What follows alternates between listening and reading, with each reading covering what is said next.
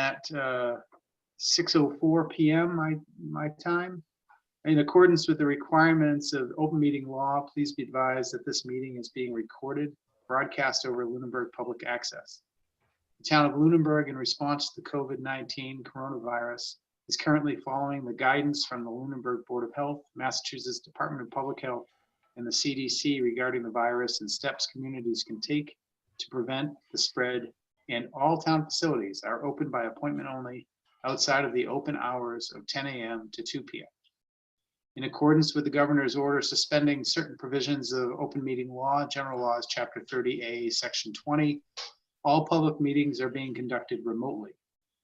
This meeting will be broadcast live through local cable access, on Facebook Live, on the public access Facebook page, and will be able to be found on the Lunenburg Access YouTube channel within 24 hours of the meeting. The following information is provided for members of the public that would like to participate in the meeting remotely. To participate remotely from a computer, please use the link below to join the public meeting webinar, https://us0.ub.zoom.us/j/8599375135 51395. From a telephone, dial the toll-free number 888-475-4499 and enter meeting ID number 859-9375-1395. If you have not registered with Zoom, you will be asked for your name and your email address. Note, no participant ID is needed. Just press pound when asked. Telephone users may dial *9 to request to speak after joining the meeting. Computer and app users may use the raise hand feature to request to speak. And with that, we'll begin the meeting. Paula circulated minutes from the November 24th meeting. Did everybody have a chance to review those? I move we approve the minutes. I second that.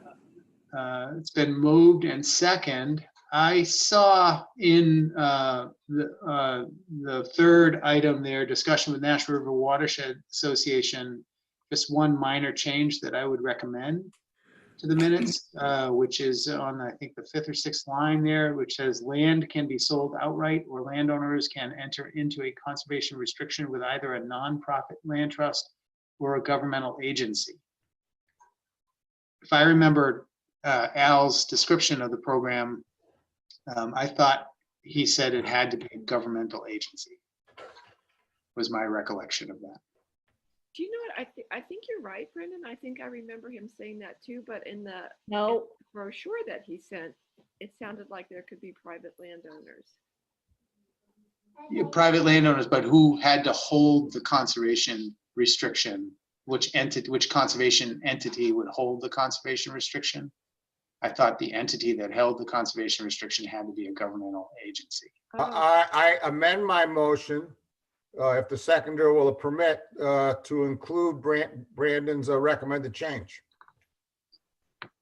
Terrific. So my recommendation is striking a nonprofit land trust or from that sentence. Brandon, give me 1 second so I can do it while we're talking. So you're recommending striking the nonprofit land trust?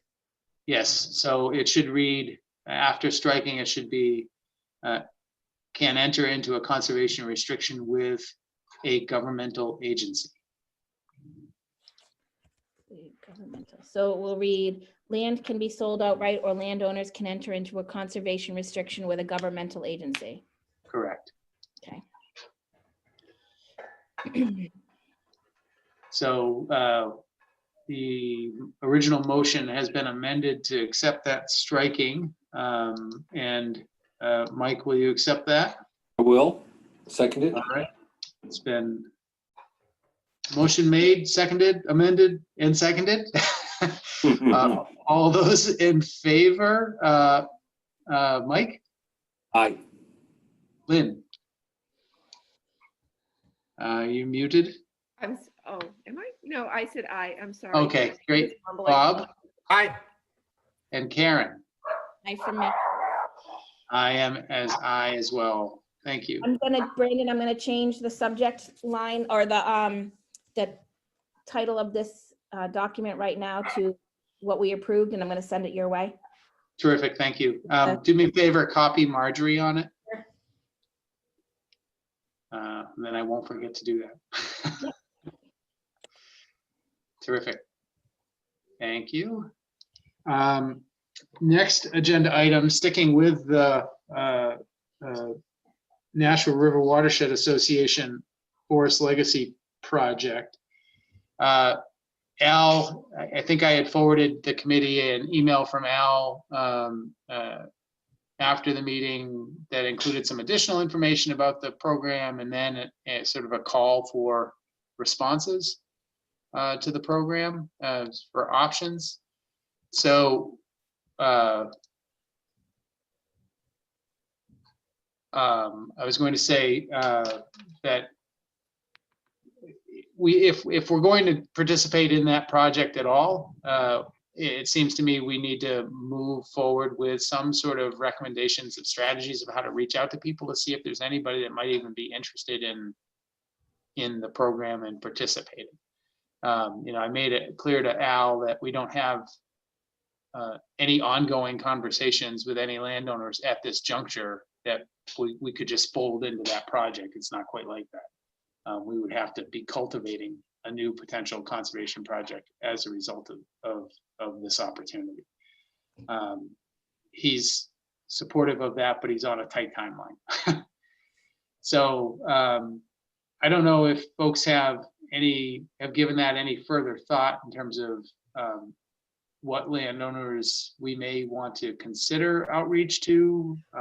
Is it just too premature? How are people feeling in terms of our involvement? Yeah, Lynn? I have a question. How would we identify even properties that would be appropriate for this project? Like my recollection is that he said something about that they have to be connected with some type of waterway that connects into the Nashua River at some point, or watershed land or something. I don't know how we would even come up with the property, like what property are we talking about?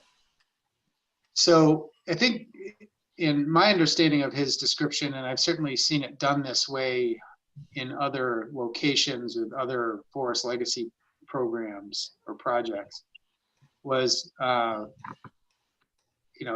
way he sort of described it was, well, you're in the watershed.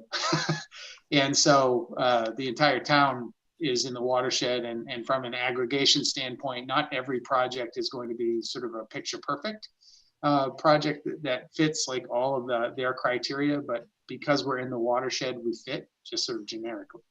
That's number one.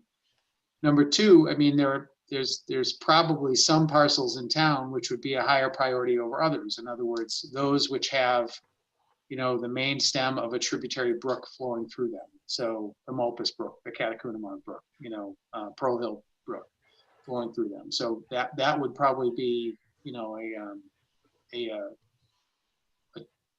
an important point. And then the other piece is obviously it's got to be forest land that's of importance. So my mind went immediately to, landowners who are currently enrolled in Chapter 61, which is Chapter 61 is the current use for forestry. Those tend to be larger properties. There's a pretty short list of landowners who are enrolled in Chapter 61 in Lunenburg. Almost all of those parcels, I'm not sure if it's just circumstance or what, but almost all of those parcels that are enrolled abut other conservation lands in town. So, and I'm trying to share my screen here so that I can show you the land use map. And yeah, so let me try to do that.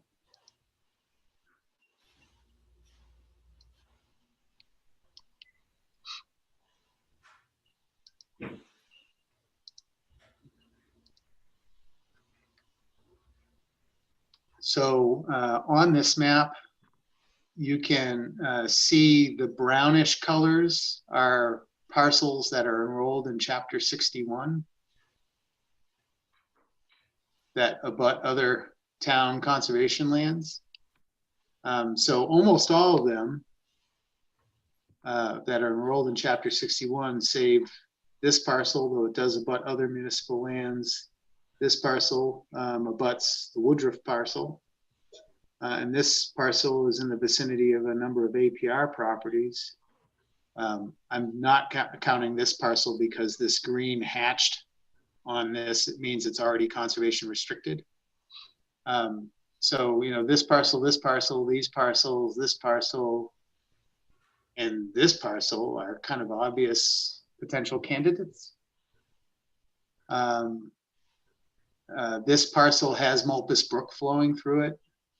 I believe this parcel has, no, I don't think that has any brooks flowing through it, but it's contributing watershed, I'm sure. So, I mean, it's a relatively short list, I guess, is what I'm suggesting. And on the, this is the list of Chapter 61 parcels here from the open space plan from the inventory. And if you're to look at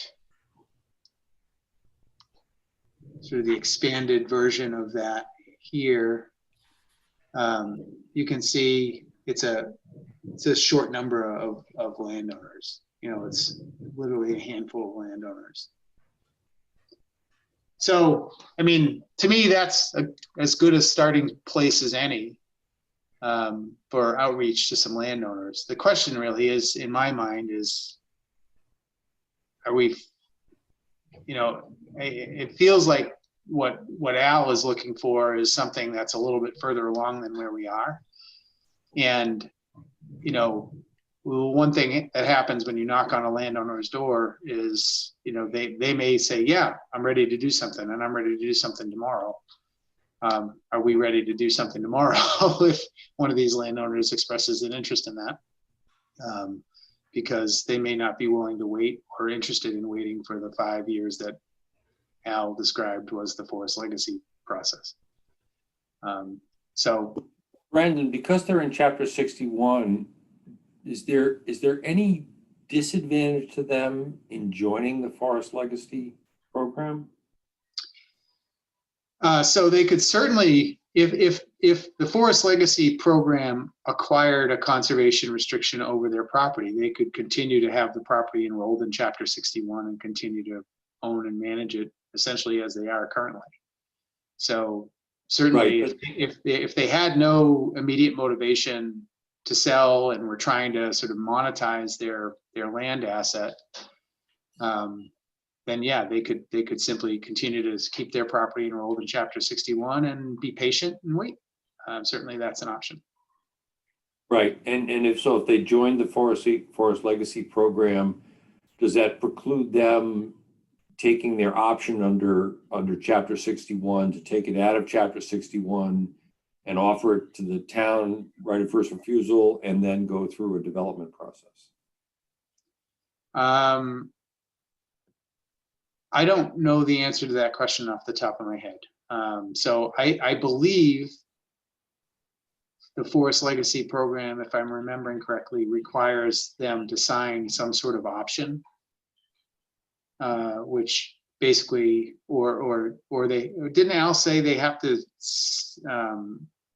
basically sign some sort of letter of intent or something like that, to be able to demonstrate that there's actually a real project there and it's not just a hope and a dream.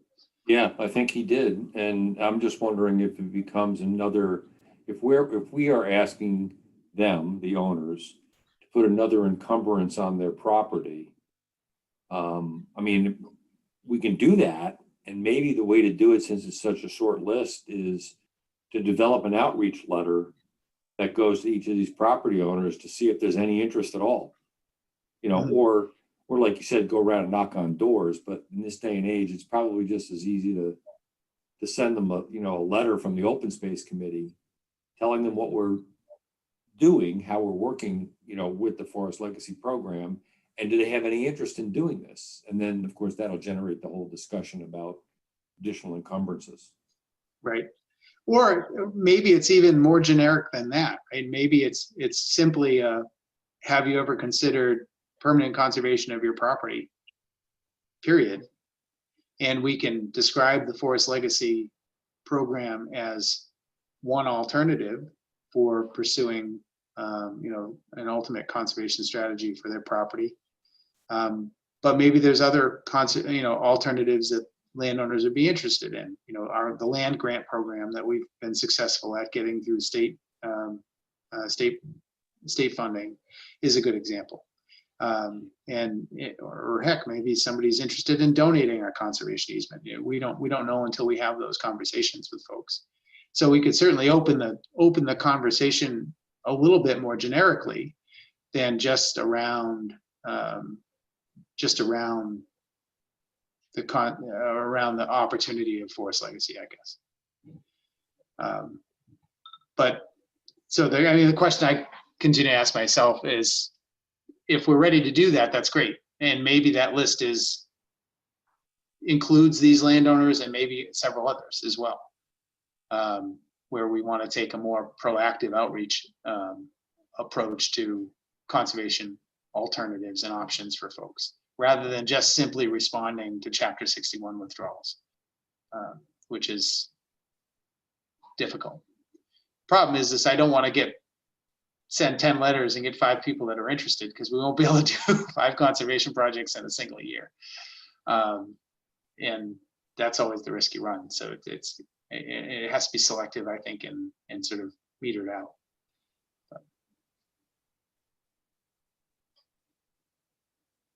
Brandon? Yeah. Sorry, Bob, I didn't see your hand up. That's all right. I'm just concerned about the bandwidth of this committee. Karen's chairman of Parks. Paula is flat out. Last time I checked, you're a very busy guy. I'm chairman of conservation, and I'm just concerned. To me, we have a goal to review town properties this year. I had hoped, that we would spend the majority of most meetings, looking at town properties. Maybe that's because that's my hobby horse, but I'm just concerned about bandwidth in taking on new projects that may have the potential to suck somebody's life away. I'm concerned about it. Me too. Can I ask a question too? I'm sorry, I don't have enough expertise to be able to offer anything here, but I'm just wondering, I don't understand what the benefit to the town is for this project. Well, if we were to get involved in the Forest Legacy Program, it's a source of funding for the town, or source of funding for conservation. So if there are conservation projects that we're interested in seeing permanently conserved in town, that we could get outside funding for, that doesn't require town meeting appropriation. So it's a great conservation vehicle, where you can take forested land and make sure it's going to stay forested land, for the foreseeable future. And that's the benefit. Oh, okay. So how does the town get money for this? Because if these are private landowners, I don't see how the town would get money. Well, the conservation outcome is funded 75% by the federal government. So that's what Forest Legacy is. It's a federal funding source for permanent conservation. So and that goes to the town. That goes to the town. Well, it can go to the town for acquisition if the town ends up being the ultimate conservation holder of the interest in the property, whether it's a fee interest in the property or a conservation restriction on the property. Okay. So it could be a state agency that would hold the outright ownership of the property, but as Al pointed out, we're not an excellent candidate for that in Lunenburg, just because we don't have a whole lot of state-owned property. We have a little bit in the northwest corner of town, we have a little bit in the northeast corner of town, and that's it. So the likelihood would be in this instance, and this was the edit we made to the minutes, is that we, the town of Lunenburg, would be the governmental agency. So. I mean, I'm trying to be nice about it, but I'm frankly opposed to taking this on. Okay.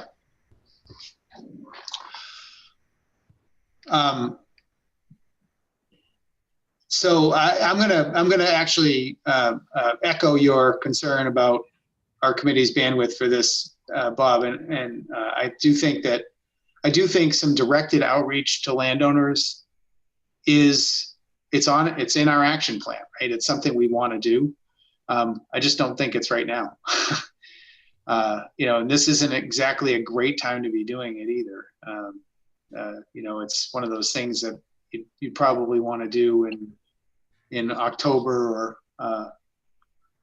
or April, and not necessarily in the midst of the holiday season and everything else, and with everything else that's going on. Doesn't seem quite like it's the right time. So. And I agree with both of you, because the bandwidth is just not there at this point for me. I know for you guys as well. So. Yeah. Okay.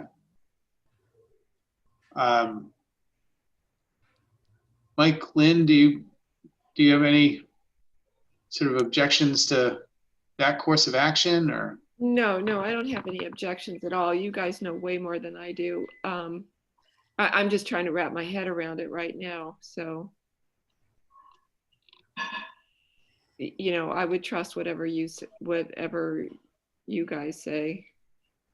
And, and my guess is that, down the road, if and when we're ready to take on some more sort of generic landowner outreach and sort of actively pursuing some conservation projects in that manner, we may, we probably would be circling in entities like Nashua River Watershed Association, North County Land Trust, and others to help assist with that. And at that time, we'll know if there's other, conservation funding opportunities that are coming available that we could, ride coattails on. Certainly, this isn't the first, nor will it be the last effort to bring Forest Legacy dollars into the region. So. Oh, okay. Yeah, I mean, if it's like, an opportunity that is not going to come around again, that's a little more concerning. But if it's more cyclical, then, and we can't do it right now, that's fine. I know that we need the money, and Bob, you've talked about the need to get money into conservation programs, but That's a totally different subject and a totally different pot of money. it's what? It's a totally different, that's in a different ballpark.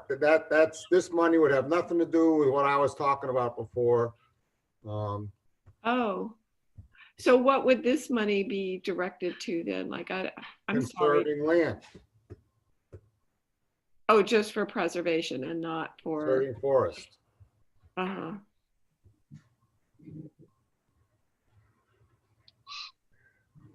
Okay. Right.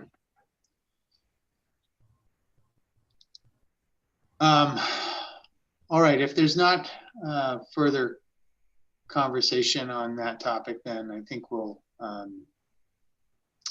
move on, and I'll simply inform Al that at this time I don't think we're going to have any projects to bring forward to be included in his aggregation project.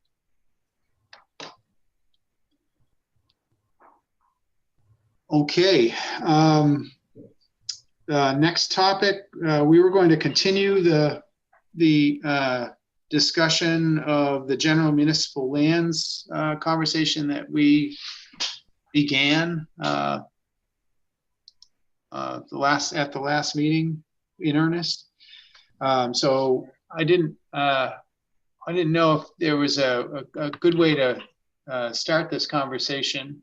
But Bob, you had forwarded to me a list that you had began kind of working on. Did you want to maybe start the conversation with that? And I've got the list open here, and we can Oh, walk there. Well, we had what I thought was a fabulous list that Brandon worked on in the open space plan.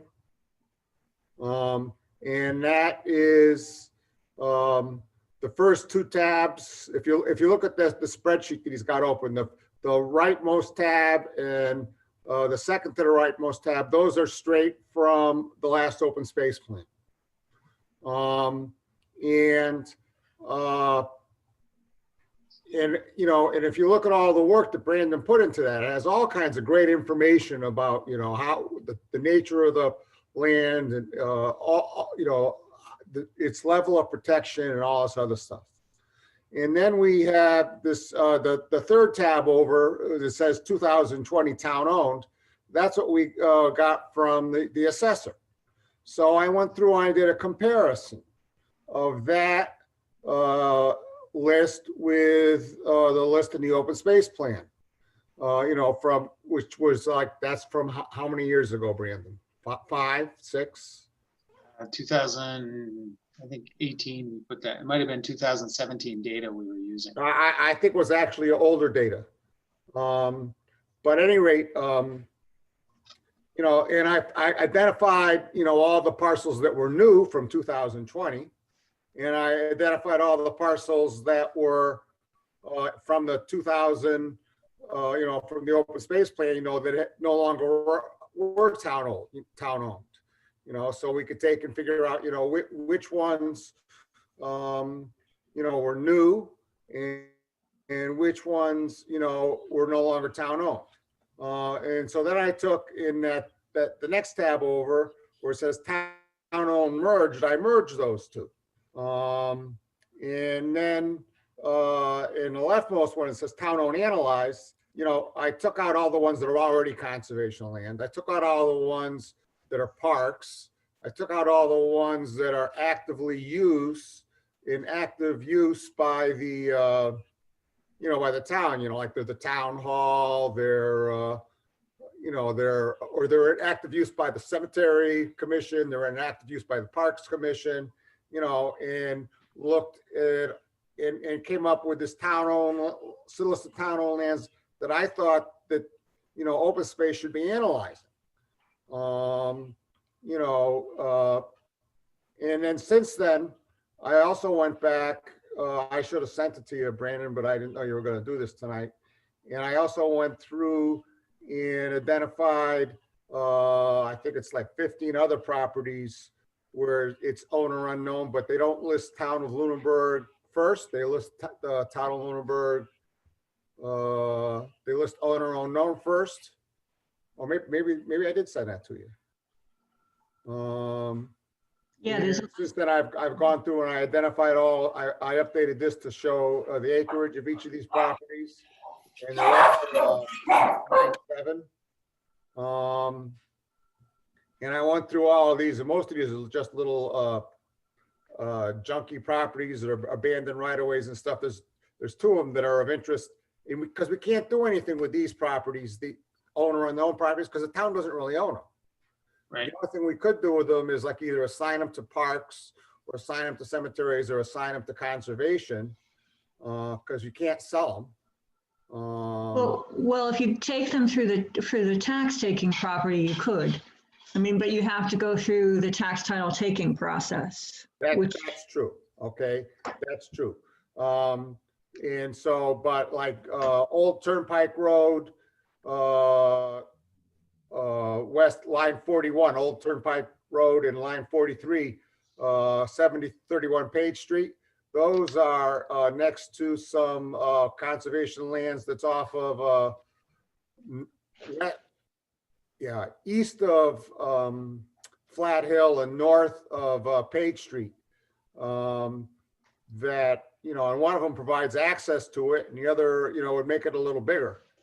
And then there was one other part, but anyway, that was the process I went through. That was the process I went through, and just in an effort to try to be helpful, you know, and if people find it helpful, that's great. And if it wasn't helpful, then I'm, you know, because I thought that the previous spreadsheet, you know, from the open space plan was superior in its format, you know, in the level of information it gave and everything else. So I thought we shouldn't abandon it by focusing just on the 220 town-owned thing, because that had a paucity of, you know, helpful information with it. Mhm. Great. Well, thank you for sending this along. And I don't know if it's something you could forward to the whole committee. It would probably be useful in that context, Bob. Okay, and I will forward it to the whole committee tonight. I have added one more piece of land to it. Okay. There's a piece of land that's, it says Gove. But if you take and you look it up, it was taken by tax title. It's in Gove is the last known owner, and it's a big piece of parcel. It's right in the middle of the swamp in Cowdrey. And it's, you know, so I'm not quite sure why it doesn't show, because it was taken as for tax title. Was it actually foreclosed for tax title? Yeah. The treasurer's deed and all that business, or just a tax title taking filed? I'm not sure. I don't know enough about that process to answer your question. Yeah, it can be in tax title, but until we go through the land court process as a community to actually take it, it's just listed as tax title. Right. So, but at any rate, well, but farther down on the agenda is questions for the assessor, and so I was going to talk about that, you know, when we get to that part of the agenda. But I will send it out to everybody later tonight. Good. I appreciate that work, Bob. That's very helpful, and I think it's an interesting analysis and does sort of boil it down. And I'll also take and include with it the explanation that I sent you that explained, you know, like the process I followed, you know, and what's in the rightmost spreadsheet, and, you know, and what's in each of the 5 tabs. Yep. Good. I wonder, I mean, we did talk, it's interesting, we did talk to, at the last meeting about having a sort of a regularly scheduled agenda item that would be a sort of educational agenda item for all committee members. And an update on the tax title process by somebody who's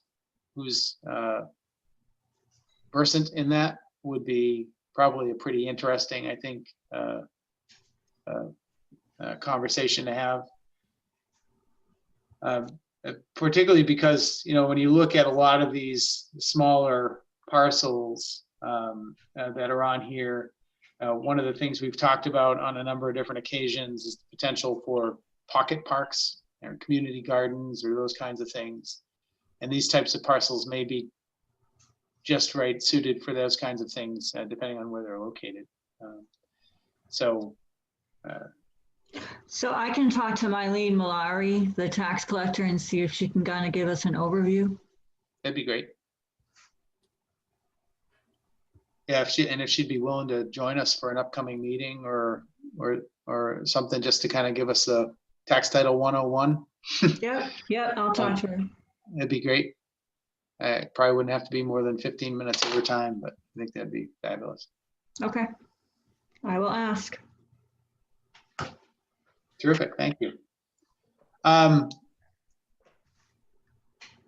do we want to attack this list then? How do we want to think about this list, and how do we want to go through it step by step? Do we just want to look at each individual parcel and talk about it independently, or how do we want to move through this? What's the right way? Well, we identified some at the last meeting. 1, 2, 3, 4, 5, 6, 7, 8 properties. Can we start with those and then start going through the others? Yeah, let's highlight those here. So we had, I know Parmenter Road was one. I'm just going to highlight that as, I'll highlight these as orange. Can you run through those? 380 West Street. It's hard to tell because they're not alphabetical.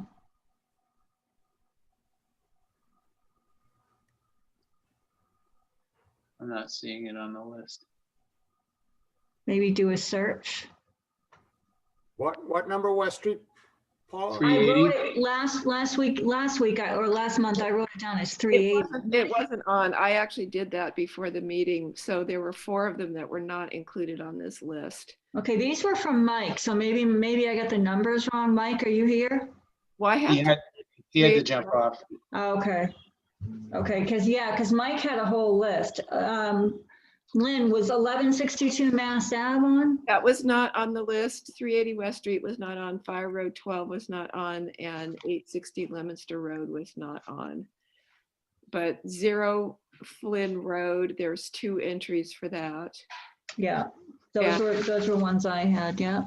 And 690 Goodrich Street rear Mm-hmm. on there, and 247 Highland Street. I'm going from bottom up, sorry. 247 Highland Street is on there. And the 51 Parmenter Road.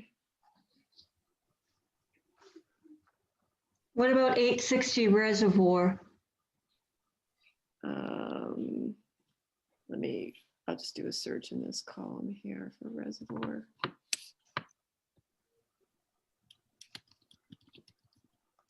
Yeah, it's right there. Yeah, Brandon's got it highlighted. 860.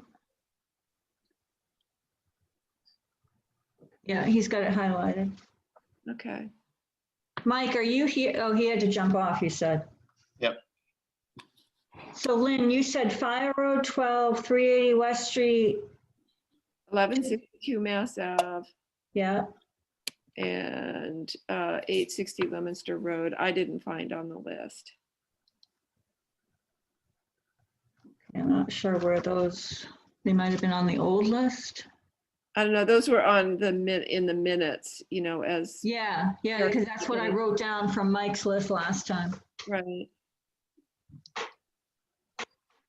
I'm wondering if it was on the original list that I'm going through right here.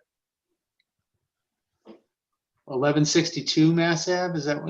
Yep, that was one of them. That's here. It's on the original list as tax title. So maybe it was sold, but I don't think they sold it. Or maybe it Or was, maybe they came current. Maybe they yeah, came maybe current. it was redeemed. Yeah.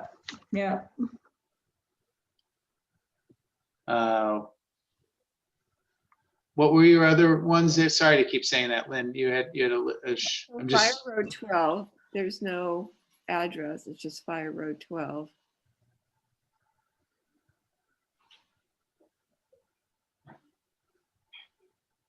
Be there somewhere. There were some other fire roads, but not. 19. Because basically the town owns the beginning of Fire Road 12 and the land between it and Lake Shirley. We got an enforcement action going on right there right now in the conservation. Some guy, or 2 people paved over part of town land and you started using it for their parking lot right next to the lake. Not seeing it on here. I just did a search, you know, under the address for Fire Road, and there were like a couple of other fire roads, but not 12. Let's look on this one. 19.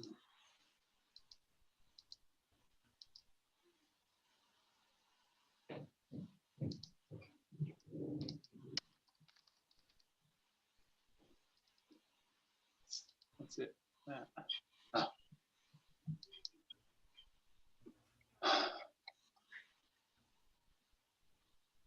Fire Road 12 is the owner unknown. Oh, Is it on this list, Bob? Should be somewhere. I It's would- owner unknown, just like Lake Shirley. But it's been on here a long time, so it should be a little higher up on the list. One of the 997 others.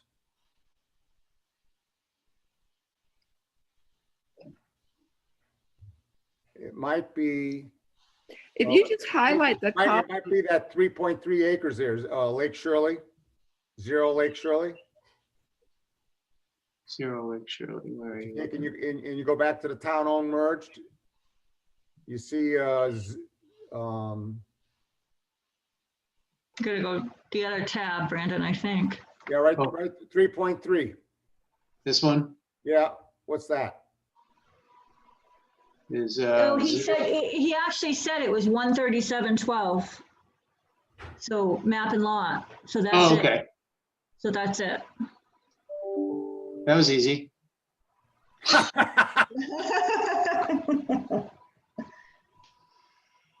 Bob, are you on the assessors list right now? No, Okay. yeah, I think 0 Lake Shirley Reservoir should be in the Parks Commission personally. So can we just start looking at those that are highlighted and then maybe that's enough for tonight and then we'll go back and look at the list again next meeting? Or how do you want to do it? Yeah, I think that makes sense. So let's see. What's the best way to do this? 51 Parmenter Road. I think you should share it, go to the assessor's website and it would be That's my much- suggestion. That's a much better idea. Go to, CAI Access GIS.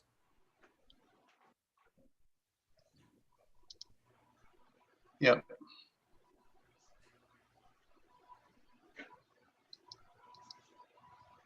I spend far too much time on that website.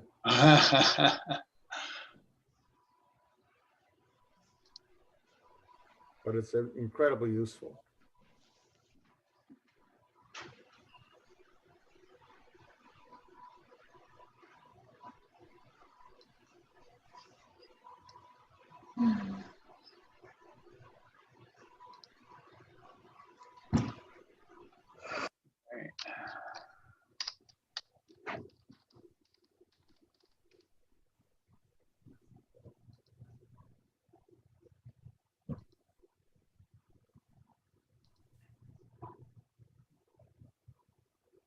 Zoom out here a little bit so you can see where it is.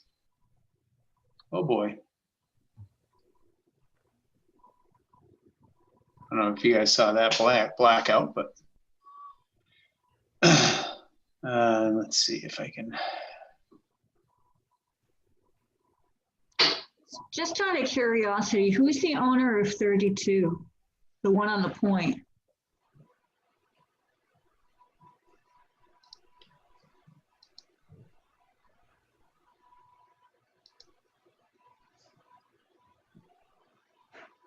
Lagros? Okay. And it's undeveloped? Yeah, okay. Is that true? I don't see any development. If you look at the assessment card, it would tell you. Is that where you are?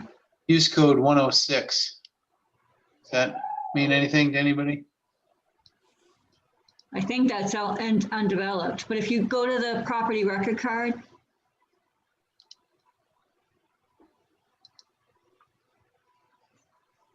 go to documents and links.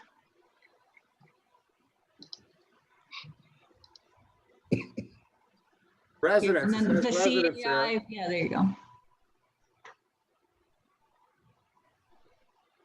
It's got A building worth $400 on it. Okay, So I'm assuming, and it's a detached structure, so they must have a shed or something on it. yeah. Yep. Okay. Well, that would be a wonderful property to own. But we don't own it. No, I know. I'm just saying it would be, Bob. Thanks for ruining the feel of Paula's idea, Bob.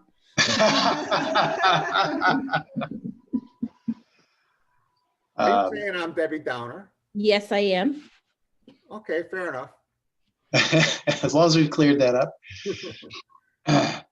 So this is the Parmenter piece here, highlighted in yellow. I know I've personally walked this property myself, and it has very narrow shoreline as indicated here, which is, you know, pretty much in both neighbors' dooryard.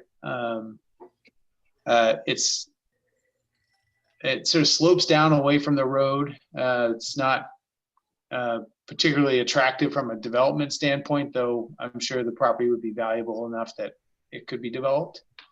But it is, you know, an interesting access point to the lake. There is, you know, there could be a potential there for, you know, what I would call a car top access, where you could put a canoe or a kayak in there. I don't think there's room enough for there to be a boat ramp or anything particular like that from an access standpoint. My concern would be, what about parking? Right.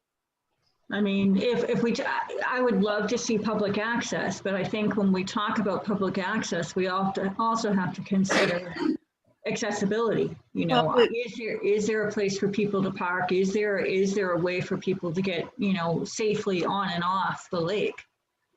it's kind of wide at the top. It seems to me like you could put, you know, maybe a 3 or 4 car little parking space at the top end. I've been down there too, and I thought the same thing, Brendan. I thought this would be fabulous, like for the town to be able to use this for an access point to the lake. There certainly there's when I went there, I think I parked right here on street, and you know, so there's as you can see here, there's 87 plus 17 plus 67 feet of road frontage.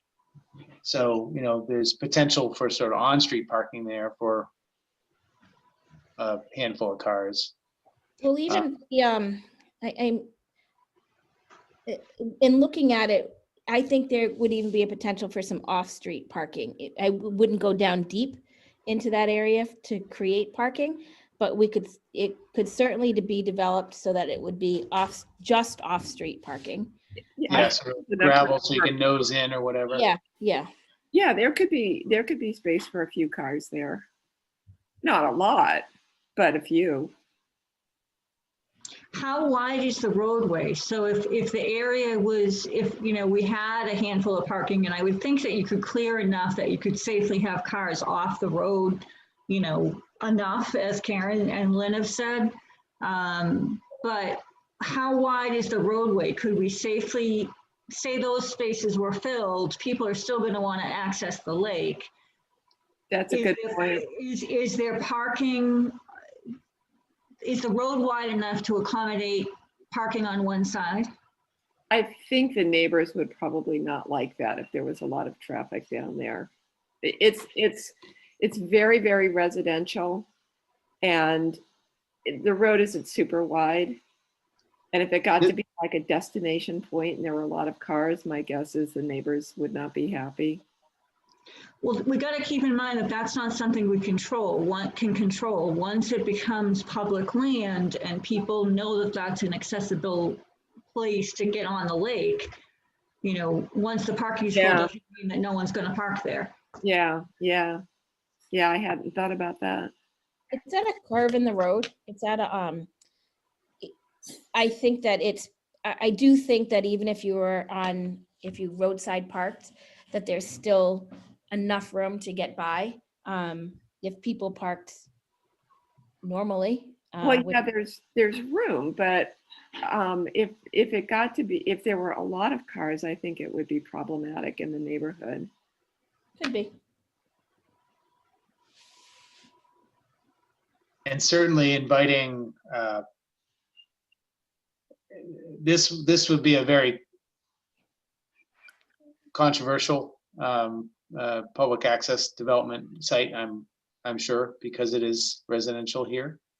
So we'd have to obviously take a very measured approach to how we would look into doing something there, and we'd have to involve the neighbors, I'm sure, in that process. But To me, if we were going to do something like that there, it would fall under parks. yep, Well, you're giving us a lot of like land over here, Bob. Your recommendations are always for parks. I think I should thank you. I think. Well, but I it's know. like, but all these uses we're talking about, Yeah, absolutely. No, I agree. And this is a piece of property that I've driven by and walked a couple of times. I am not by any means an expert in any of this to know how much of a slope there is, how much it would affect anything. But I do think it's a prime piece of real estate. I also think that even though it's in residential, I do believe that there's a way to do something there and appease everybody and make sure that we're not impeding on too much onto the neighbors, not impeding too much on the roadway, no matter who owned this piece of property in the grand scheme. see, What's on the other side there? I think that the property that's right sort of in the middle there, that's labeled 12. Right, yeah, that one. That's on the list. If you click on that and you, that is all owner unknown. To me, there's enough room there where you could, if you could get a grant, you could make a parking lot. You could put a dock for, a kayak launch dock there, a canoe kayak launch dock there, and Brandon, I can you? don't think that you'd get the level of political opposition to putting it there that you would over on the other spot that we were just looking at. On the one hand, on the other hand, the lake is superior quality access to the lake when you're actually in the lake there. I mean, they call this thing Stump Cove, and I'm sure for a reason.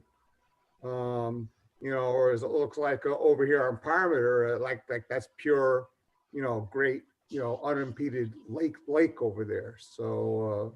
But it looks, but it looks like there's a finger of that has lakefront on the other side. You can see where the majority of lake frontage is on Stump Cove.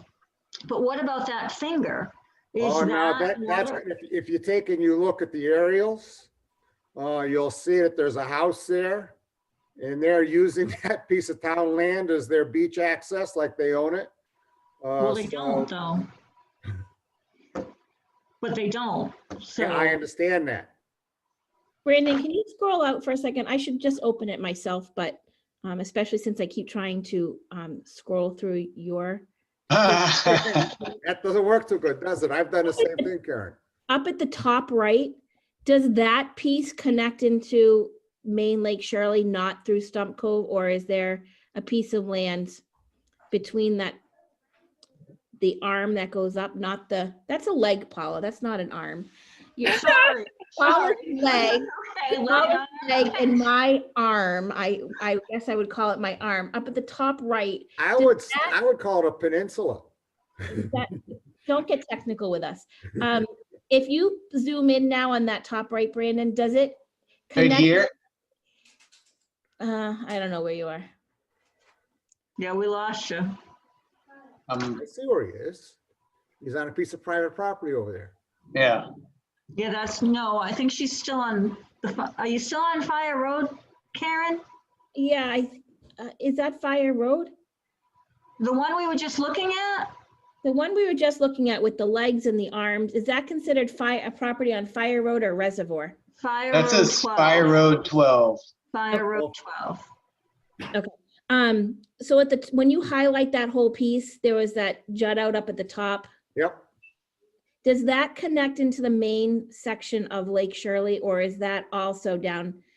Does it It's all not? on that cove, except for the piece Paul was talking about, which does go over to the main lake, sort of. Brandon, can you zoom in just above 17? Yeah, so you can see 17 Okay. has all the frontage on the lake Okay, side.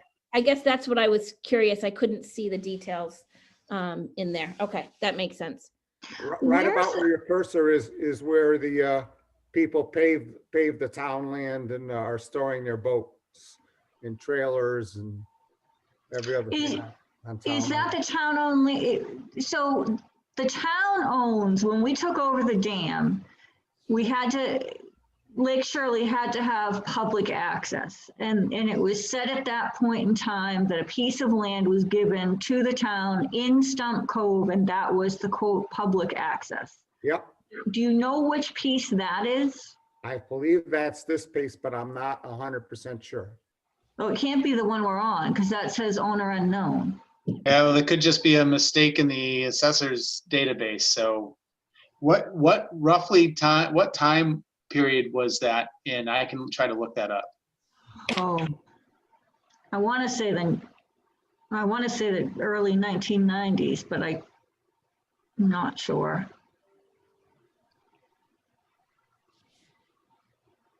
So is that piece of land, number 12 on Stump Cove? Excuse me. Is that the piece of land that, I know you mentioned something a minute ago, Bob, about an area that had been paved? Yep, That's that piece? I didn't think that it was. I thought it was a different. no, that if you take and you were to look at the, at that, and you can see that Fire Road, and take away the aerial photograph and just look at the underlying road, you'll see Fire Road 12 is actually on town land. It's a private road, but it's actually on, you can see, yeah, exactly. And it goes around there. Is that the one that they've started some sort of legal mitigation on? Yeah, they took right I next. thought it was Flynn. Do we own something on Flynn? This, it's in tax title is 0 Flynn Road. Okay. And those are the two that I had on my list that are also on Lake Shirley. Want to go there next? Sure. Because this isn't the one that I'm thinking of, Bob. There is a piece of land Okay, that I thought, my memory could be going, that I thought maybe it was Flynn Road, that was right along the water. It was a very small strip of land. And when I asked town manager about that, she told me that private residents had started utilizing that piece of property, and that was the one that was in some legal mumbo jumbo. I just want to make sure I'm thinking of the right piece of property as we're, I mean, great if we have multiple pieces of property on Lake Shirley. well, we do.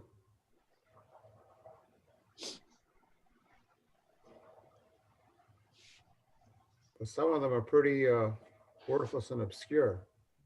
So I can't tell which one is, Yeah, I'm trying to pin that down. So one of them is parcel 24 and one of them is parcel 16.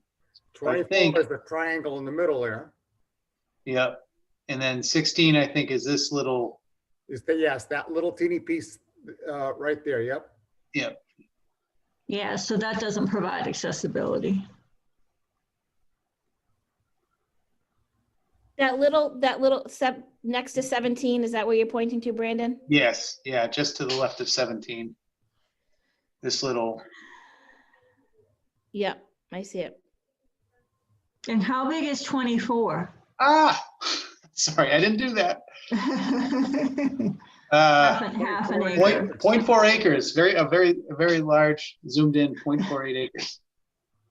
Wow, this thing is a mind of its own right now. I thought that was you. You're making me really dizzy. I'm sorry, you know, I keep jumping around.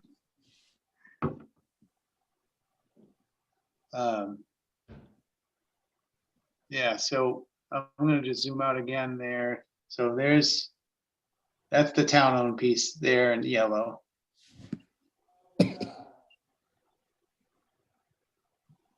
Well, it's owner unknown. in yellow. Owner unknown, excuse me, yep. So I don't think either of those pieces are big enough to do anything with. I agree.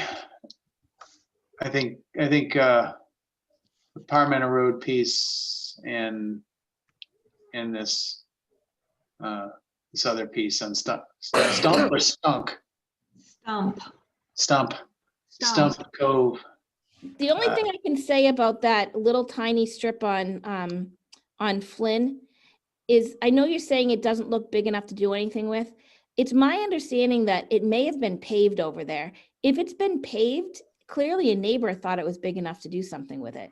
So I'm wondering if when we're talking about a rooftop park or rooftop area, we're really just looking for a couple of parking spots to be able to unload a canoe or a kayak from your roof. I'm not sure it is too small for something. I would have to go by it again. I drove by it years ago. I haven't looked recently, but if they're utilizing it for something, it clearly is big enough for something. Karen, I think you've got it conflated with the Stump Cove area. I don't think anyone's doing anything over there with that little piece of land. I could be wrong. I'm positive that's the piece of property that town manager and I were discussing. Okay, well then I apologize. No, that's right. I will verify though. I'll do a drive-by and verify if it is, because I'll know exactly where it is because I've driven by it before. But I'll look. Not that it makes a difference for this discussion right now. It would be nice to have better access to Lake Shirley that's not through Stump Cove. Well, my thought process when I put these on the list was make 24 a parking area, and then you would walk down to access the lake via the small piece. Yep. Because they're both owned by the town, and the 24, the 0.45 acre one, does have road frontage. So you could potentially, and there is actually, if you look at the way Flynn Road is constructed, basically the road goes through the town-owned piece. So if you were to park off of the roadway, you could put in several parking spaces and then put canoe and kayak racks portage basically at 16.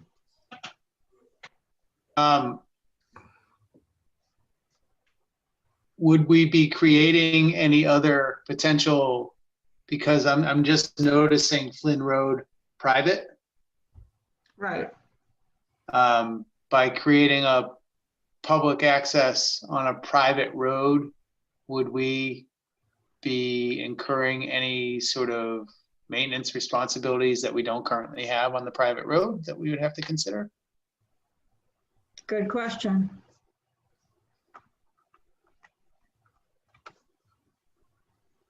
I think that's a town council question. If we determine that this is worth pursuing, I think that's a question we'd have to ask town council. Yep. But that was my thought process when I put those two on my list, is park on 24 and walk down to 16. While we're on this topic, I just wanted to point something else out here on this Stump Cove piece. Notice this lot across the street, number 7, is also town of Lunenburg. That's 860 Reservoir. 860 Reservoir. So, and also the one to the left of that is also town. Number 6? So 6, 7, and 12. So you could potentially have, an actual parking area, and with access for multiple vehicles. And can you go there again, Brandon? let me just zoom back in. That piece. So on this, it's 6, which is here, 7 here, and 12 here, which is the Stump Cove piece.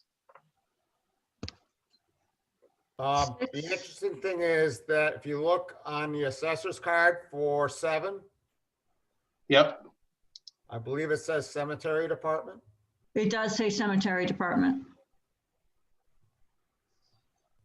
Because this was on my list of 860 Reservoir Road. Which, if you go to the deed, I don't see anything. Go to the property card. If you go to the property card, I believe it says cemetery department on the property card. Or not. I lied. It says Board of Selectmen here. Yep. So that's 6.7 acres. Yep. That's definitely a desirable piece of property. Maybe it was in the database that it showed. It was in the database. It was on the Excel spreadsheet, Bob. Yeah. And there was another piece over on Fish Street that showed cemetery department. I thought maybe someone should reach out to the cemetery commission and ask them what they know about this.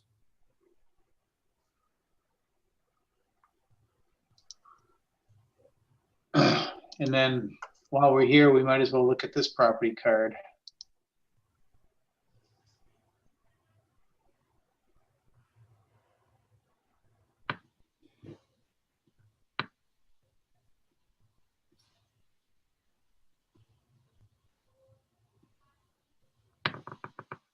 So If those are all on Stump Cove. Or Yeah. across from it. Can you guys just educate me for a second? If this was a piece of property, and I'm not saying that it is, but was taken via tax title, what would the coding be on that? Like when I look at this, is there a way to tell if this was a piece of land that was outright purchased, if it was a tax title situation, a donation? Is there something on that property card that would lead me in that Well, direction? if it's tax title, it'll be in the code. Okay, And if you take it, you look at it every time it takes and it gives the book and page. yep, See where it says, and if you go and you look at the book and page yep, in the registry of deeds, that'll tell you that you'll see the deed there.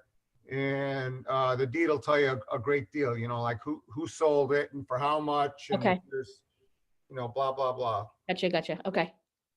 So I'm just gonna do this for this one, just because it's interesting and it gives us a book and page. It's the thing you find on these from time to time, is it gives a book and page. This one is, where did it go? There's one- 537, 485. This is for 860 Reservoir. This is the larger one, 537 485. So 537 485.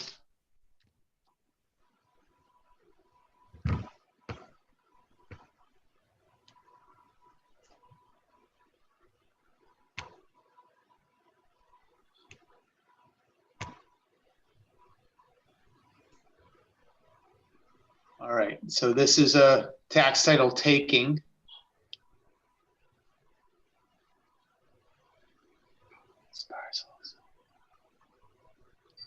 Did we really take it back in 1937? That's crazy. Yes, we did. That's crazy.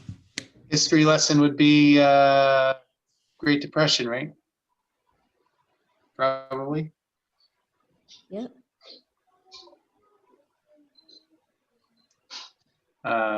So this looks like a successful tax title taking.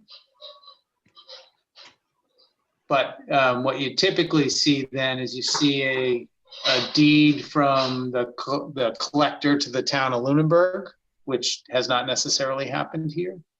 So this would be one we'd have to check with the tax collector to see if this is actually completed through the process. A lot of times, and I've seen this a number of times in other parcels elsewhere, is that, you know, town issues a tax title taking, it gets recorded, and then it never gets it never gets completed, but all of a sudden in the assessor's database, it becomes town of Lunenburg or town of whatever. It gets carried forward that way, but it never actually changed. That's why the point of me saying is that you should always check the record, is because the record doesn't necessarily lie. The assessor's data can. The assessor's data isn't always perfectly accurate with this stuff. So So does that mean that on this property that it may not have been completed and it may not belong to the town and it may still belong to this person?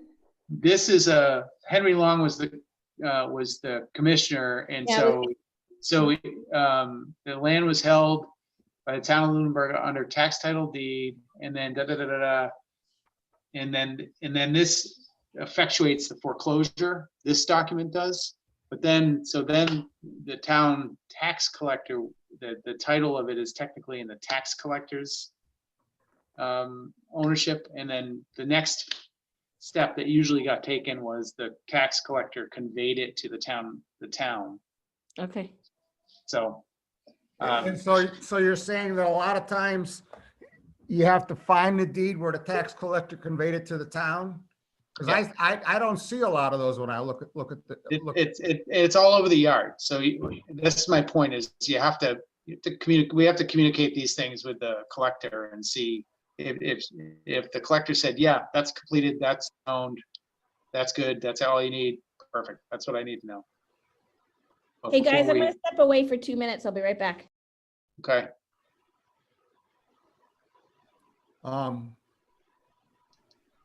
Wow. Because I don't see very many of those. In fact, I very rarely see those. I see, like just a card that says it was someplace in the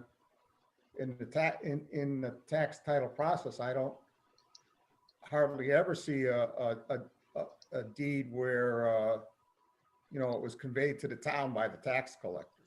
The town hasn't taken many. We haven't completed the process because it's a cumbersome process. And I know when I was on the board a few years ago, we started going through the land court to actually fully take the property. And I know there were probably half a dozen while I was on the board that we did. I don't know how many have happened since then. But once that happens, then it becomes town of Lunenburg. And in some cases, and I know this has happened, the properties have been auctioned in the past. And I know that there's been at least 2 auctions of land that were taken by tax title in recent years. Yep. And so that's certainly happened over the course of many years. And I would be surprised if we go, if there's a number that there was a lot of towns took a lot of land in the 1930s for tax title. And so it's not surprising to me to see that one of the first ones we look at, that's what it is. Because I see that in a lot of cases, and I wouldn't be surprised, and I don't unfortunately have, well, maybe I do. I might have the deeds. So I pulled almost all of the conservation deeds at one time.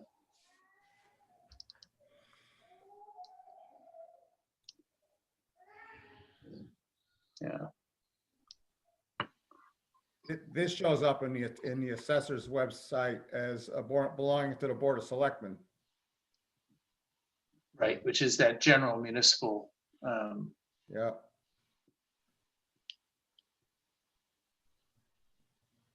Which is interesting. It doesn't show up as tax title in the assessor's website. And I believe that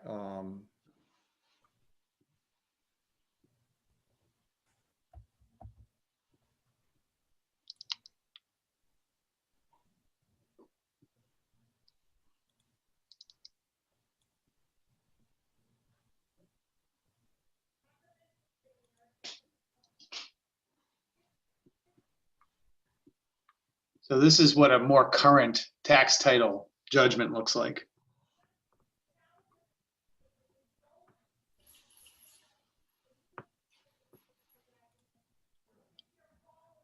Hey, guys, I have a little family emergency. I have to jump off. Hopefully I'll be right back. Okay. I am back. Oh, good. We have a quorum.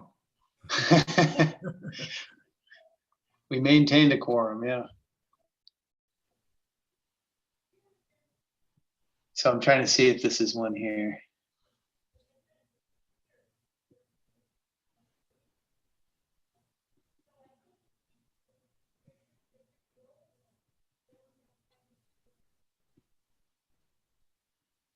This is another tax taking, order of taking here.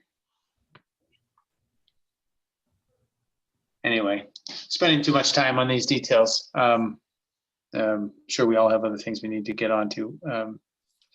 So what other, I guess to close out the conversation about the Lake Shirley parcels, I think it certainly seems to me that, you know, we've got sort of three access options. One is this Stump Pond, or Stump Cove rather, conglomeration of parcels. That's and I don't know, Karen, if this parcel as 6.7 acres has any other potential utility to you. I see it's wet here in this frontage. I don't know how the rest of this is. I believe goes up a hill here, doesn't it? I think so. I mean, to Up Goodrich. answer that, is there, honestly, I don't think there is any piece of land that a Parks Commission in general wouldn't be able to figure out how to use to create park space, whether passive or active recreation. You know, it's sort of like conservation land, right? I mean, I don't think there's any piece of land that conservation couldn't figure out what to do with either. So there's probably other ideas out there that could, you know, be utilized for that spot. Yep. And I don't know how it's not all that far from Fitzgerald Field. Fitzgerald Field. So I don't know if there's anything could be sort of linked to that, but Yeah, probably not linked because there's no real direct access to it. Yep. Because you're private property all the way over, I believe. Yep. 44, I believe, is owned by Powell. If that was closer, I'd say it, you know, possibly, but I think there's too many lots in between. So, I mean, here's an interesting thought too, right? Is would that make a good trade with Powell? Yeah, I know. Yeah, I know. Which piece are you looking at now? I'm sorry. So on the So back thi- end of Fitzgerald Field, Paula, right on Reservoir Road, right where he's got Yeah. a cursor, that Yeah. number 44 is actually a vacant piece of land that's owned by Powell. Yeah. Or no, I'm sorry, not Powell, Keating. Keating. By Keating, owned by Keating. Yeah. And So, then this is conservation land here. yeah, it's just a piece that's like stuck between, it's actually stuck between, they're not stuck, but it's between two conservation pieces of land because technically 43 is conservation land with the field area Mm-hmm. in control of the Parks Commission. So wouldn't it be nice to Mhm. tie this parcel in, and wouldn't 6 and 7 be a nice trade for that? Right. The only thing I can say about 7 is depending on where, in my head, one of my priorities, when we talk about land, is to try to figure out some sort of access to Lake Shirley. It's something that's been on my radar for a number of years. Yep. If the Parmenter ends up not being a piece of property that could have adequate parking, and that piece off of Flynn Road is not what I'm thinking that it is, or if it's because it's a private road, if it's an issue. The only thing I can say about number 7 is it would be a good parking area for that access to Stump Cove. Exactly. Exactly. Well, Except we've got all this area here on parcel 12 that could also be parking. Yeah, but how big is parcel 12? 3.3 acres. Okay. That's a lot of cars. Yeah, but it's also in close proximity to the water, whereas the other one is set back farther. And Well, the other you've one, got- no, that you have to cross the road to get to the water. Yeah, I And do it every day.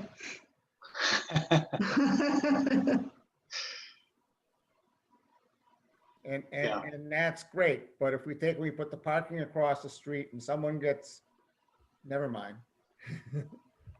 Well, I mean, it's not a bad point, Bob, because, this is all wet in here. And Yeah. so people would have to cross the road in here, which is on a curve. And Right. also, if you were to turn off the aerials and turn on the contour lines, you'd see that 7 is a big hillside. I'm so unqualified. to be- You're getting me, you're getting a little more detail than I've ever looked at before, so, yeah, no, You go over to the left, Brandon, you can turn on 2-foot contours. Yeah, you have to close the search thing. And then look, yeah, right there. And go to contour. And you can turn on 2-foot contours. Bob, you teach us new things every day. It'll take a minute to load. You have to close it. You have to close it for the contours to appear. There you Wow. go. That gives you a good idea of the contours of those 2 properties. Can you zoom in to see the numbers?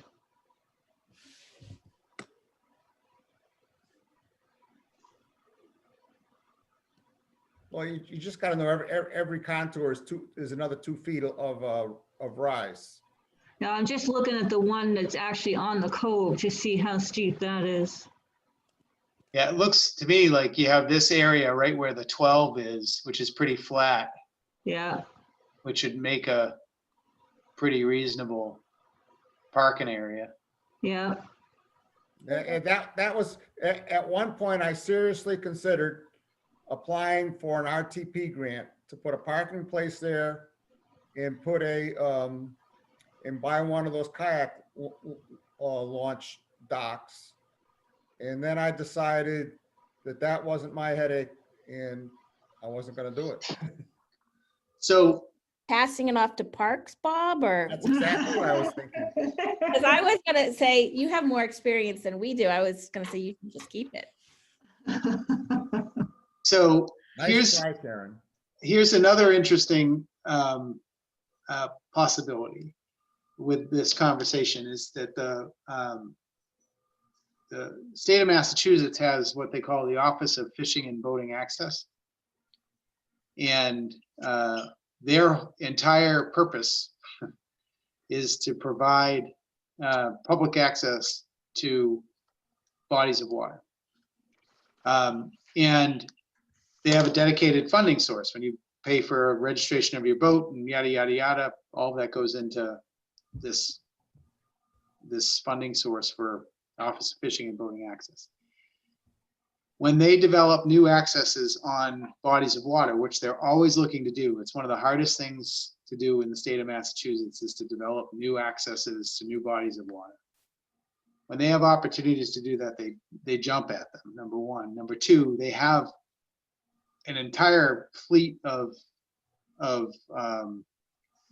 capabilities, engineering capabilities and other things to bring to bear.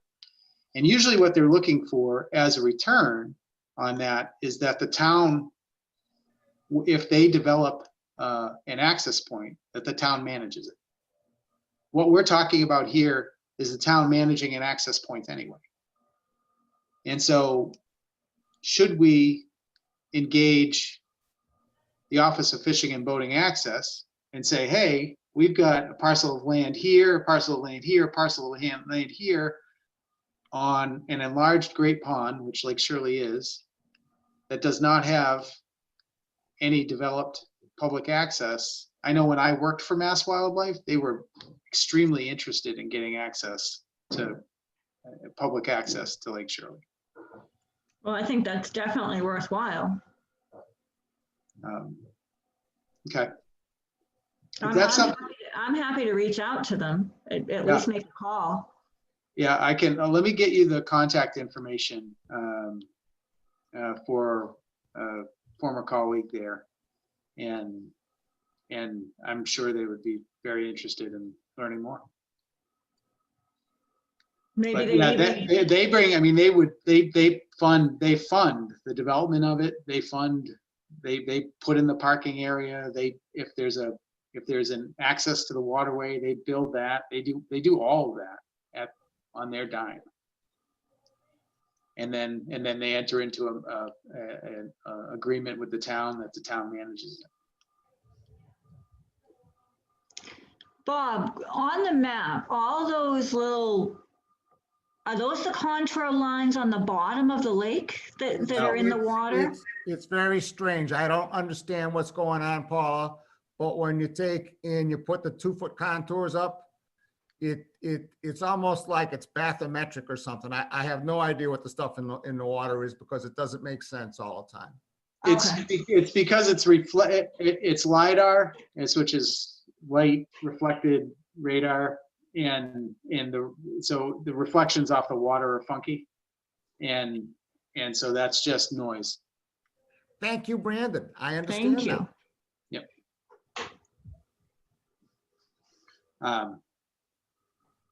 Okay, so let me just make a note. But I still think since the assessor has that notation in their database that someone should reach out to the cemetery department, or maybe we shouldn't ask the question, the cemetery, why is their name on that in the assessor's database? Which one is it that their name is on, Bob?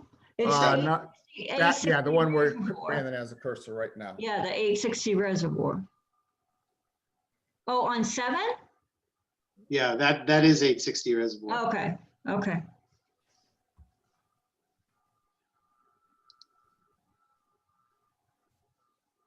So we did 51 Parmenter, 860 reservoir, Flynn, and 0 Lake Shirley. So I think we covered the ones we were hoping to cover tonight.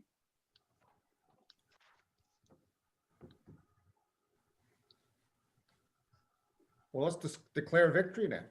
I think we won.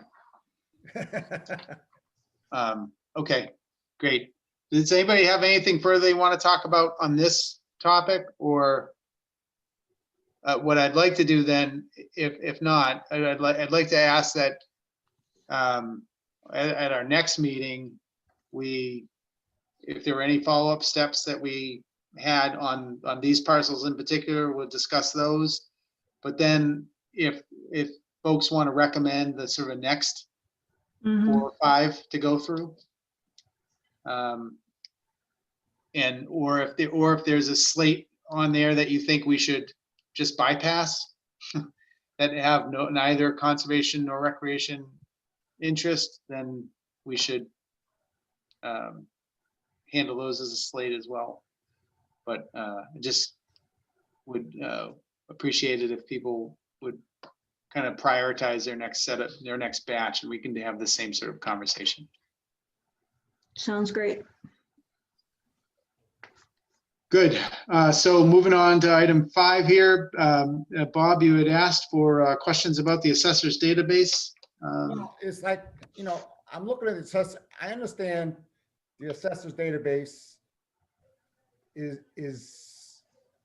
it's not perfect. And I was going to reach out to the assessor and ask, why are some parcels, it says owner unknown first, and in other parcels it says, and then it says town of Lunenburg second, and in other parcels it says, town of Lunenburg first and owner unknown second. And why is this parcel over here that says it was taken by tax title, why does it not show that as tax title? And how many of these parcels that say tax title have actually been transferred to I have a whole bunch of questions that I wanted to ask the assessor, but I didn't want to just go off half-cocked on my own, without discussing it with the committee first. And so that's why I asked to have that item on the agenda. And also, like, you know, like we just took in, at that town meeting, we took 2 parcels and put them under the care and control of the Conservation Commission. You know, how does that get changed in the assessor database to show that they're now under the care? You know, how does that process work? You know, is it just some clerk sits there and does it? And who authorizes that person to do it? And, you know, I don't understand. I'd like to have a better understanding of, you know, how does an assessor's data come to be, and how does, and what's the process for trying to get something changed if someone thinks it should be changed, and who makes the decision? Well, and maybe a further point on that too, Bob, with those recent votes, town meeting votes, is that the town meeting vote happened,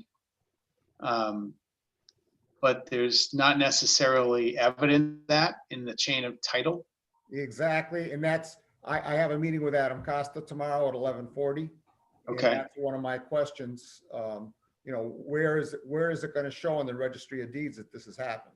Yeah, and my suggestion on that would be that it's, you know, we would record a notice, Yeah, and that would cross-reference the deed, the existing deed to the town, Yep. and that notice would be basic, or that notice would be it would maybe include as an exhibit the town meeting vote, you know, a clerk certificate for the town meeting vote.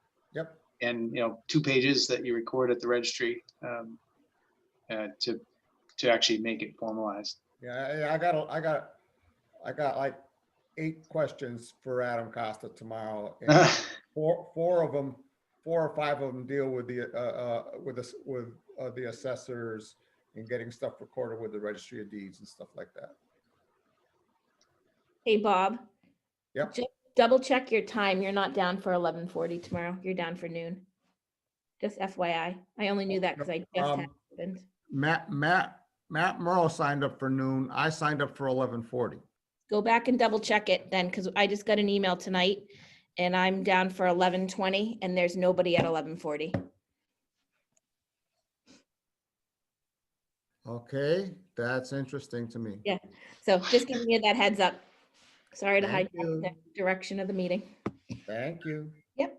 So I have no, I don't have any problem with you approaching the assessor to help try to, I don't know, clean up some of the data with the town-owned properties. I'm sure they've got a good reason why it hasn't happened, and it's probably because, you know, if I had to guess, that keeping the assessments current and accurate for property tax paying portion of the properties That's in what they town. focus on. They don't focus on the database. It's, Right. yeah, Right. it's mostly irrelevant unless you're interested in it. Well, and my guess is that they would be happy to have some assistance and feedback in ways to make some minor. I mean, the changes you're talking about are relatively minor, and it's not that many parcels. And so I'm sure if you compile those, they'd be interested and willing to make those changes. And I have no idea what kind of reception I'm gonna get, so. Yeah. But I just wanted to make this committee aware in case someone either objected or they had a different question or whatever, so. And make sure you thank them profusely for all the help they provide us every time we come asking for some data and some information. It's very helpful, and we certainly appreciate that. I will. Anything further on that topic, Bob? Nope. Karen, you want to give a quick update if there's an update to give on the Marshall Park master planning process? Yep, I can. So we're moving slow. That should surprise nobody. Don't fully have a great grasp on how we should be doing things yet. I can say that each commissioner came up with their own sort of wish list. And then that went over to our rec director, who compiled it, and she organized it, you know, with obviously the things up on top were the things that the majority of the people wanted. And they put in a request to capital plan to do some of the, I don't know what you want to call it. I don't know how it was listed in the capital plan, but it's sort of that beginning phase of, I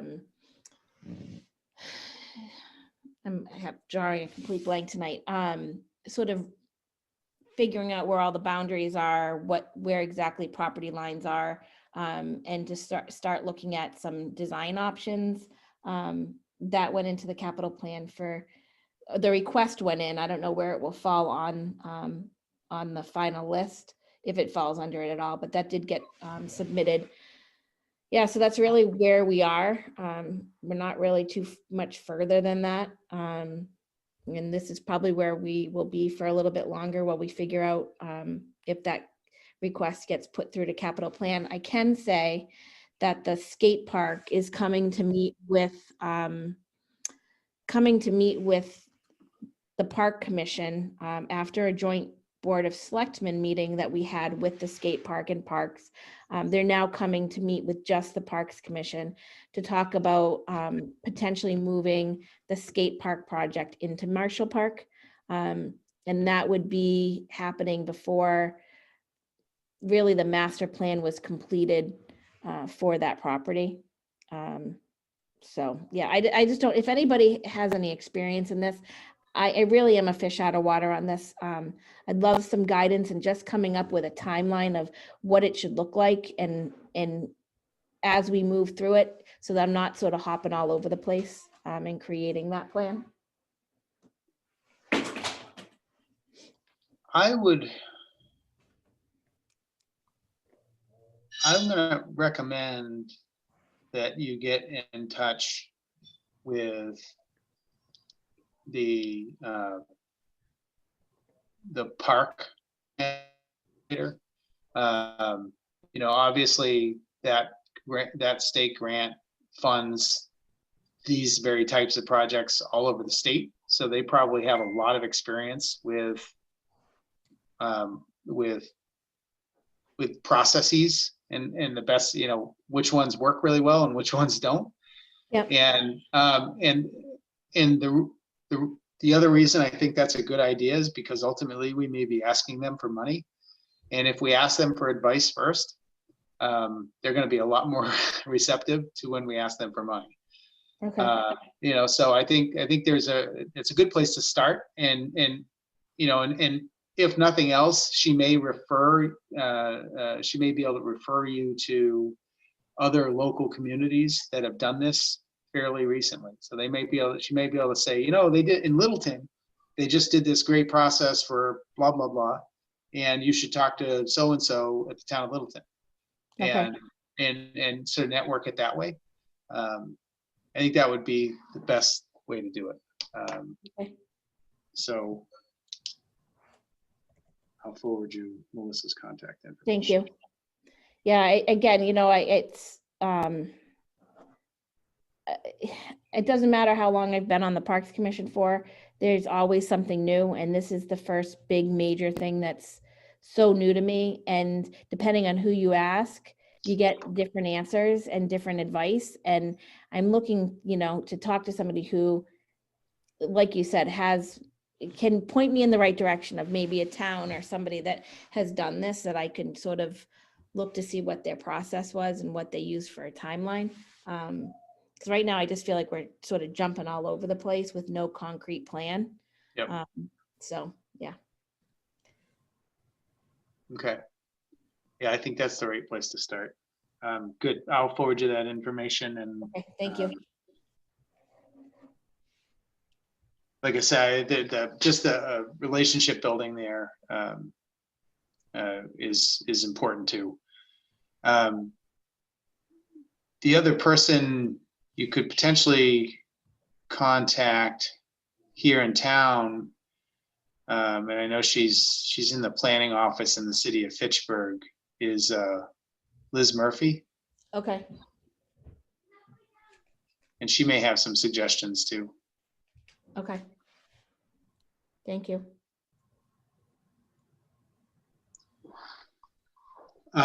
Great. Anything else on that you wanted to cover? Nope. That's it. All right. Bob, I wondered if you wanted to give a quick update on the conservation rules discussion. Well, we had our public hearing, or public forum, whatever you want to call it. I was a little disappointed because there was no comments on it whatsoever, except for a letter written by Michael Ray Jeffries, who he made some comments about some of our language that we used, but mostly his letter was about the right to carry arms. And comments I got back from the town council, everything else was all about hunting with firearms. I said to the commissioners, it appears as though there's 3 out of the 7 commissioners who would be in favor of allowing hunting with firearms on some of the properties, which is not a majority. I said to them at the end of the meeting, it's incumbent upon you, if you believe in this, to come in with a proposal and see if you can get 4 votes for it. So I don't know if that's going to happen tomorrow night or not. Since then, Phyllis Luck wrote letters to the editor saying we were going to take action without further public input, which is not my intent at all as chair. And so we've gotten probably 18 letters opposed to hunting on conservation lands, in the last week and a half. And we're going to take it up again tomorrow night. I can tell you that if there is going to be a proposal, because we won't be taking any votes on it other than straw polls. As chairman, I can tell you that, tomorrow, if there is going to be a proposal that will allow hunting, I'm going to want to take and hold another public forum and get public input, on whatever rules, are proposed. Also, months ago, I went to town council and he said, oh, we don't have the power to pass regulations. So really what you have is a land use policy. Right. But since then, Richard Birch pointed out, well, actually the Conservation Commission Act grants conservation commissions the power to make land use regulations. So that's another one of my questions for town council tomorrow. About, well, should we be calling these regulations? Should we be calling these a policy? And if we are going to make regulations, if we're going to make new wetlands regulations, that it has to be at 2 public hearings that are televised. We have to have a public hearing we didn't do that because the town council told us we had no need to have any kind of forum at all. But as a good business practice, you want to reach out, to the public and get, all the input you can. Depends upon what town council tells me tomorrow morning at either 11:40 or noon. Thank you, Karen.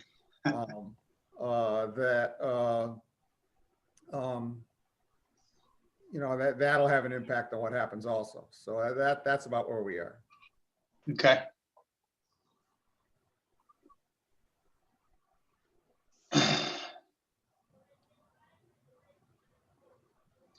Great. Do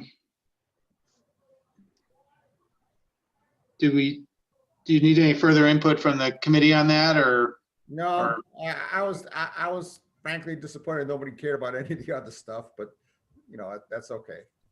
We'll just, that's fine. We'll make, there was no comment about some of the changes I made to the trail stewardship thing. There was no comment about, snowmobile use. There was no comment about, other changes that were made. So I assume that's all a good thing. We should just be happy. So. I'll be honest with you, Bob. I mean, I'm very happy with the changes, as is, I know my husband and I definitely were on, and, there were no objections and we agree with the changes. So it didn't seem that any comment was necessary. Yeah. And Bob, I sent you a list about things that we were proposing maybe could be included in a stewardship program or project. The problem is, in 2011, when we passed the rules, we said we were contemplating a stewardship program. Uh-huh. Okay, well, that was 10 years ago. What's happened since then? Zip. You know, and so I'm trying to decentralize. We don't have staff. You know, I'm trying to decentralize that so people, if they want to help, they can help. You know, not, you know, like they have to be the trail steward, you know, like that if people want to help, you know, with certain guidance, you know, they can help. They can do stuff. And so that's the approach that I'm trying to take now. Maybe if we get an actual trails committee going, you know, maybe that'll change. But you know, that's the approach I'm taking right now. Mhm.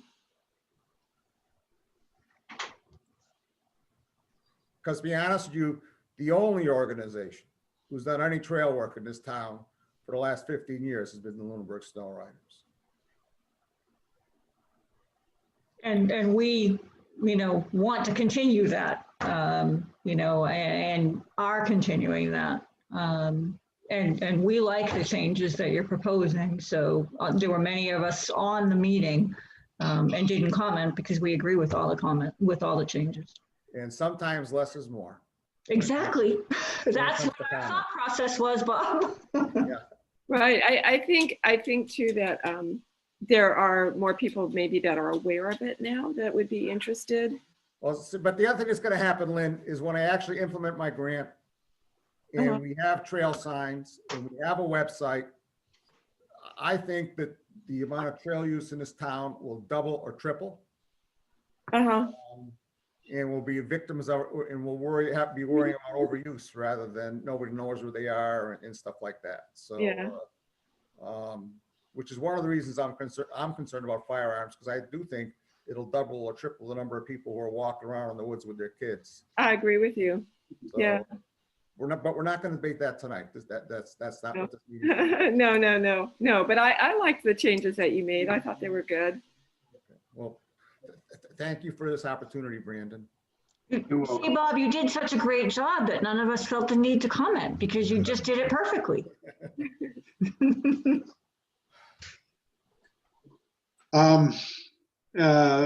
Moving on, set a next meeting date. This is the last meeting that we had previously scheduled on our calendar. So I don't know, obviously, maybe entering into 2021 here, and it'd be good to set a schedule for the next round of 3 or 4 meetings. Let's go out 3 or 4 months with Tuesdays. Okay. So we had, I think we were on basically every 4 weeks roughly schedule. Or did we say, was it the second Tuesday of the month or third Tuesday of the month? I don't remember. Remember how we had originally I done think it? we were trying for the third Tuesday of the month, but we're off. I think. I'm just Yeah, looking. we had to change the meeting on the 17th to the 20th Yeah. because it conflicted. Yeah. Third Tuesday Yeah, of the so month. it's the third Tuesday of the month. Yeah. Okay, so that would put it to January 19th. Yeah. Does that work? Yes, it does. Works for me. So January 19th would be February 16th. Is there a reason why we do 6 instead of 6:30 or 7? Just to try to not be done at 9:30 or 10. 6:30 would be a lot better for me. Yeah. I struggle with this. I struggle with 6:30, but I really struggle with 6 o'clock. Okay, Yeah, 6 o'clock is tough for me with kids, so, and I'm sure for Karen. so we can, Go there and try 6:30. yep, that's fine for me. I like March, 6:30 also. 6:30 is better for me. okay. March would also be the 16th. And then April would be the 13th. That can't be right. April would be the 20th. 20th, yeah. So we'll set those 4 dates, and I will check with town manager about securing the Zooms for those, and we'll send along a confirmation, and we'll go for 6:30. That works for everybody. Thank you. Well, Okay, thank you.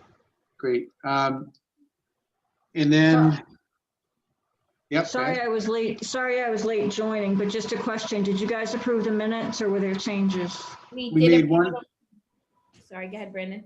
That's okay. We made one minor change, and Karen made the change and circulated the revision. Okay, I just want to get them to the town clerk, that's all.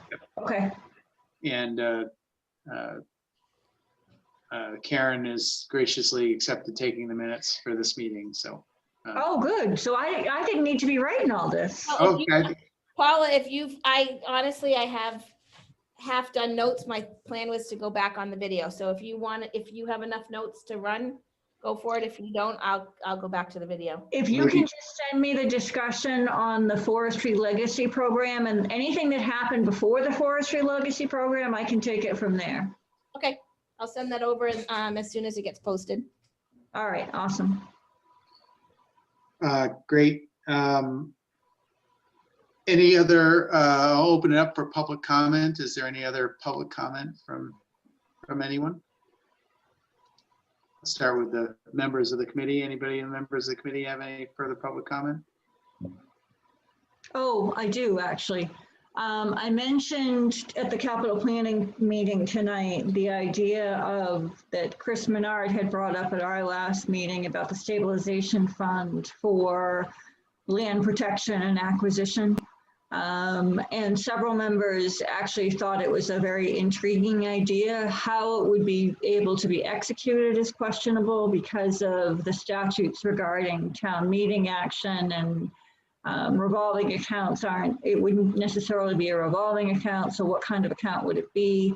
But Heather was going to investigate it some more. And although it may not be a capital planning issue, hopefully Chris can make some headway with Finance Committee, but there was definitely interest on behalf of the members. It would be interesting in that conversation to also maybe discuss the Community Preservation Act. I know we've talked about that before, but Yeah. to be able to bring matching dollars into some dedicated funding for these very purposes seems. I will tell you that came up because I mentioned that. And, you know, Tom Alonso knows all too well that it's failed 3 times here in town. Yeah. But that was met with mixed support. I will tell you that. Yeah, okay. Well, a dedicated fund of some sort would be awesome. No, I don't let the perfect be the enemy of the good. Great. Any other public comment from the public? I'm just realizing I spent this entire meeting with helmet here because I was mountain biking. Let the minutes reflect. All right, great. If there's no further comment, I'll take a motion to adjourn. I will So make moved. to adjourn, All right. or I'll second, doesn't matter. All those in favor, Bob, Aye. Paula, Aye. Lynn, I Karen, Aye. I as well. Thank you all very much for your time, and Guys, have a great holiday and a happy new year. you as well. Everyone have a great holiday. Take care. Right.